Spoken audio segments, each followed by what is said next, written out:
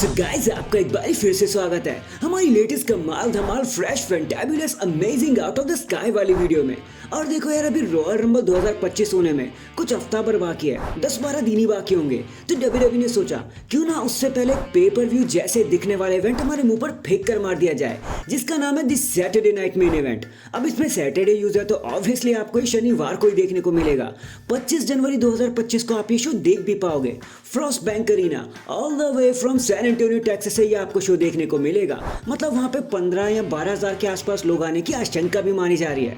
अब देखो यार, ये इवेंट सिर्फ 2 घंटे का होता है, जहाँ पे कुछ डब्ल्यूडब्ल्यूई 2-4 मैच ही बुक करती है। तो हमें नहीं लगता कि डब्ल्यूडब्ल्यूई इससे ज्यादा और मैचेस भी बुक कर सकती है। अभी कुछ 4 मैचेस ही ऑफिशियल हुए हैं, तो इसको पूरी तरीके से कंक्लूड कर लेते हैं। देखते हैं कौन जीतेगा कौन हारेगा, और क्या जे उसो फाइनली अपनी वर्ल्ड चैंपियनशिप जीत पाएंगे या नहीं, कि शेमस अपनी पहली इंटरकॉन्टिनेंटल चैंपियनशिप जीत पाएंगे या नहीं।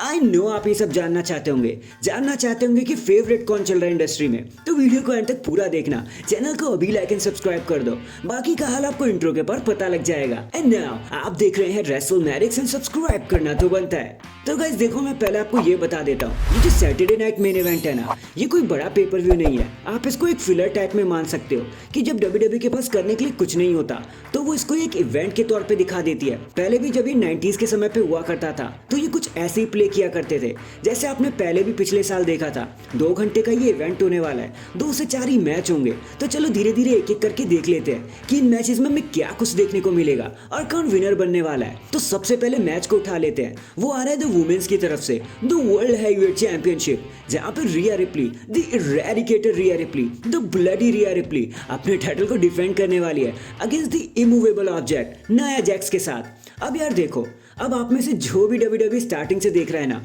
उसको पता होगा कि डब्ल्यूडब्ल्यूई नाया जैक्स को कितना स्ट्रांगली बुक करती है। और नाया जैक्स ने यार अभी 2 हफ्ते पहले अपने टाइटल को जीता है, जब न्यू ईयर वाला डब्ल्यूडब्ल्यूई था, नेटफ्लिक्स वाला डब्ल्यूडब्ल्यूई था। तो आपको क्या लगता है यार, डब्ल्यूडब्ल्यूई इतनी आसानी से उन्हें हरा देगी सिर्फ 2 हफ्ते बाद ही? भाई हो ही नहीं सकता, नो वे कि ऐसा हो सकता है। हाँ, आप कह सकते हो कि लिव मॉर्गन आ सकती है या फिर डॉम डॉम आ जाएंगे, लेकिन ना भाई ना, नाया जैक्स का कोई चांस नहीं है। आप उन्हें रॉयल रंबल में एक्सपेक्ट कर सकते हो, लेकिन टाइटल नहीं जीतने वाली वो। तो हमारा मानना है कि 100% रिया रिप्ली अपने टाइटल को रिटेन कर ही लेंगी एज एक्सपेक्टेड। भाई यार, वो इतने स्ट्रांगली बुक करी जाती है, हमें नहीं लगता कि वो सिर्फ 2 मिनट में ही अपना टाइटल हार जाएंगी। तो इसलिए रिया रिप्ली रेसलमेनिया तक टाइटल अपने पास रखने वाली है। बाकी देखते हैं आगे हमें यहाँ पे क्या देखने को मिलता है। अब बात कर लेते हैं अपने अगले मैच की तरफ, जो एक इंटरकॉन्टिनेंटल चैंपियनशिप मैच है, जहाँ पे द बोरिंग ब्रॉन ब्रेकर अपने टाइटल को डिफेंड करने वाले हैं against the Celtic warrior Sheamus. और यार मैं बताता हूँ मैंने बोरिंग क्यों बोला। मेरे को पता है आप मुझे गाली देने वाले हो कि ब्रॉन ब्रेकर इतने फास्ट है, इतने स्ट्रांग है, एनएक्सटी के राइजिंग स्टार भी हुआ करते थे, डब्ल्यूडब्ल्यूई के राइजिंग स्टार भी माने जा रहे हैं, तो मैंने उन्हें बोरिंग क्यों कह दिया। यार मैं आपको बताता हूँ चीज़ क्या है। देखो यार, जब से ब्रॉन ब्रेकर ने टाइटल को पकड़ा है ना यार, किसी को फर्क ही नहीं पड़ रहा है कि वो इंटरकॉन्टिनेंटल चैंपियनशिप आखिर है किसके पास। चलो यार ये देख लो, उन्होंने हार्डली ही किसी इवेंट को मेन इवेंट किया होगा, हार्डली ही किसी पेपर व्यू में नजर आए हैं। जब वो शायद लडविग काइजर और शेमस के साथ अपना टाइटल डिफेंड कर रहे थे, उसके बाद किसी भी इवेंट में वो नजर नहीं आए। यहाँ तक कि रॉ स्मैकडाउन में भी वो सिर्फ अपनी अपीयरेंस ही दे रहे थे। उन्होंने टाइटल को इतना ज्यादा डिमोटिवेट कर दिया कि गंथर जो इंटरकॉन्टिनेंटल चैंपियनशिप के लिए इतनी हाइप लेकर आए थे, वो सब कहीं ना कहीं खत्म हो गए रेसलमेनिया 40 के बाद।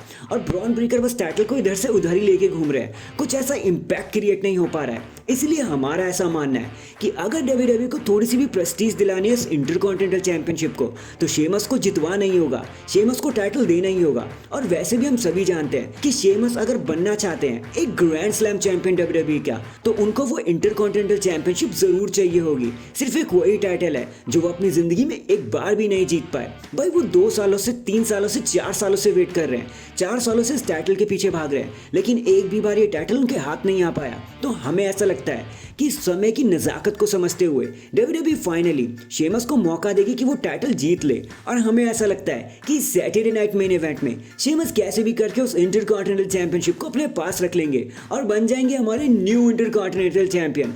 और मैं जानता हूँ आप भी यही होते हुए देखना चाहते हो। बाकी लेट्स सी डब्ल्यूडब्ल्यूई इस राइवलरी को कहाँ तक घसीटती है, क्योंकि हमें भूलना नहीं चाहिए लडविग काइजर टांग अड़ाने जरूर आएंगे। बाकी देखते हैं मैच में हमें क्या देखने को मिलेगा। बाकी हमारी प्रेडिक्शन तो भाई शेमस के साथ ही रहेगी, कि भगवान करे उनको वो इंटरकॉन्टिनेंटल चैंपियनशिप मिल जाए। भाई वो कब से वेट कर रहे हैं, अब उनका मौका बनता भी है कि WWE ने टाइटल दे दे। तो हमारी प्रेडिक्शन शेमस के साथ रहने वाली है कि वो बन जाएंगे the new intercontinental champion. Next guys अब बात कर लेते हैं किसी और इवेंट के बारे में। देखो यार ये मैच तो नहीं है लेकिन एक कन्फ्रंटेशन है, एक कॉन्ट्रैक्ट साइनिंग है between Cody Rhodes and Kevin Owens. वो भी टाइटल फॉर टाइटल जैसी कंडीशन है जहां पे eagle world championship Kevin Owens के पास है and the gold new undisputed championship Cody Rhodes के पास है। और वहां पर कौन होंगे? हमारे सभी के प्यारे the hometown hero, the heartbreak kid, the hall of famer Shawn Michaels, जो इस पूरे ही कॉन्ट्रैक्ट साइनिंग को मॉनिटर भी करने वाले हैं। तो देखो यार चीजें मैं आपको बता देता हूँ। पहली चीजें सिंपल होने वाली है, यहाँ पे आप कुछ एक्स्ट्रा ऑर्डिनरी एक्सपेक्ट भी मत कर लेना। आपने अभी तक जो भी देखा ना WWE कॉन्ट्रैक्ट साइनिंग में, बस वही कुछ आपको देखने को भी मिलेगा। अब होगा कुछ ये कि पहले कोडी अपनी दलीलें देंगे, फिर केविन अपनी दलीलें देंगे, फिर शॉन माइकल्स अपनी दलीलें देंगे, फिर शॉन माइकल वो रिस्पेक्टिव टाइटल्स अपने पास रख लेंगे ताकि रॉयल रंबल में उनको ऊपर लटका दिया जाए लैडर मैच के लिए। फिर कोडी एंड केविन के बीच में एक भसड़ हो जाएगी, हो सकता है शॉन माइकल्स भी इसमें इन्वॉल्व हो जाए। इससे ज्यादा तो कुछ होगा नहीं। अब देखते हैं WWE से वहां पर कैसे प्लान करेगी। बाकी हमारा तो यही मानना है कि ज्यादा कुछ यहाँ पे देखने को नहीं मिलेगा, ये टिपिकल कॉन्ट्रैक्ट साइनिंग ही होने वाला है। खैर हम चलते अपने नेक्स्ट मैच की तरफ, और नेक्स्ट मैच यार काफी स्पेशल है। हम सभी इस चीज का काफी टाइम से वेट कर रहे थे, स्पेशली इस मैच का, जब से ब्रॉन स्ट्रोमैन ने रिटर्न किया, जब से ब्रॉन स्ट्रोमैन ने ब्लड लाइन के कामों में नाक अड़ाना शुरू किया, जब से ब्रॉन स्ट्रोमैन ने जेकब फातू के सामने आए, जब से ब्रॉन स्ट्रोमैन ने जेकब फातू को फेस टू फेस किया, उनको चैलेंज किया, 2 हफ्तों से उनके पीछे भाग रहे हैं। फाइनली WWE ने इस मैच को बुक कर दिया और सैटरडे नाइट मेन इवेंट में हमें Jacob फातू versus the Braun Strowman के बीच में ये मैच देखने को मिलने वाला है। लेकिन अब सवाल ये आता है कि भाई इतनी हौच पौच में, इतने मॉन्स्ट्रस मैच में आखिर WWE विक्ट्री किसको देने वाली है? तो I do not think so, और हमें ऐसा लगता भी नहीं है कि हमें ज्यादा कुछ सोचना चाहिए, क्योंकि भाई जिस तरीके से WWE जेकब फातू को देख रही है, वो वुल्फ वाला, वो वेयरवुल्फ वाला पर्सोना उन्हें दे रही है। हमें नहीं लगता कि ब्रॉन स्ट्रोमैन का कोई चांस है उनके खिलाफ। ये भी हो सकता है कि सारी ब्लड लाइन आके ब्रॉन स्ट्रोमैन को मारने भी लग जाए ताकि जेकब फातू भी कमजोर ना लगे और ब्रॉन स्ट्रोमैन भी कमजोर ना लगे। लेकिन फिर भी अगर एक विनर चुनना हो तो हम जेकब फातू को ही चूज करेंगे कि वो फाइनली एक मॉन्स्टर ब्रॉन स्ट्रोमैन को हरा ही देंगे। अब यार यहीं पे मुझे WWE से बहुत ज्यादा नफरत होने लगती है। यार आप खुद सोचो एक पल के लिए, WWE बार बार ब्रॉन स्ट्रोमैन को एक स्टेपिंग स्टोन की तरह यूज करती है। कोई भी आ जाओ, हरा जाओ और अपना नाम ऊपर कर लो।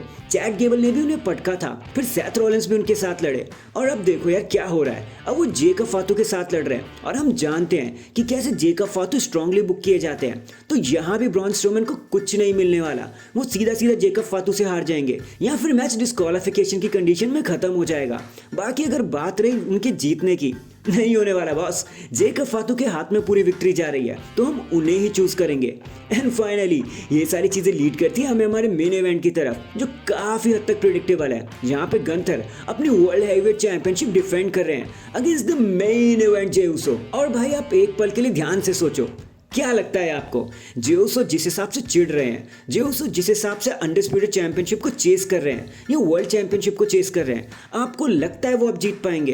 अगर आपको ऐसा लगता है तो भाई आपको बहुत गलत लगता है भाई। ऐसा कुछ नहीं होने वाला। एक चैंपियनशिप उन्हें जीतनी थी सिंगल्स, वो इंटरकॉन्टिनेंटल चैंपियनशिप, वो कब की जीत चुके हैं, उसे हार भी चुके हैं। वर्ल्ड चैंपियनशिप उनके हाथ नहीं लगने वाली भाई। पहले तो आप ये समझ लो, वर्ल्ड चैंपियन जो गंतर है ना, वो कोई भी चैंपियनशिप अपने हाथ में लेते हैं तो 400-300 दिन से पहले उन्हें छोड़ते ही नहीं है। और उसके बाद अब जे उसो जब उनसे लड़ने जा रहे हैं तो जे उसो सिर्फ उनके लिए एक अपोनेंट रहने वाला है, उनके पेज के लिए, उनकी बुक के लिए, इससे ज्यादा और कुछ नहीं। हो सकता है जे उसो बहुत करीब आ जाए जीतने के, लेकिन वो गंतर को हरा नहीं पाएंगे। फिर चाहे कोई बीच में टिंगल करे या ना करे, गंतर को नहीं हराने वाले जे उसो। तो हम सीधे सीधे आपको 100% बता देते हैं, नाइट एंड होते होते तक ऑब्वियसली ये मैच मेन इवेंट ही करेगा। गंतर अपने टाइटल को रिटेन कर ही लेंगे। So that is it guys, अभी के लिए तो बस इतना ही। देखो आप मुझे बताना, ये तो हमारी प्रेडिक्शंस थी मैच को लेकर, और मैंने आपको बस इतना बताया कि ऑडियंस क्या सोच रही है, रूमर्स क्या चल रहे हैं मैचेस के लिए। बाकी आप इसके बारे में क्या कहना चाहोगे? आपके हिसाब से क्या हो सकता है, कौन जीत सकता है, कौन हार सकता है? कमेंट करके जरूर बताना। चैनल पर अगर नए हो तो चैनल को लाइक एंड सब्सक्राइब कर दो, क्योंकि भाई इसी चीज से हमें मोटिवेशन मिलती है। तब तक के लिए मैं आपसे मिलता हूँ अगली वीडियो में। #NeverGiveUp, #acknowledge me। एंड अगर चैनल पर नए हैं तो चैनल को अभी लाइक एंड सब्सक्राइब कर दो। बाकी मैं मिलता हूँ आपसे किसी और अपडेट के साथ। अब तक के लिए अपना ख्याल रखें और खुश रहें।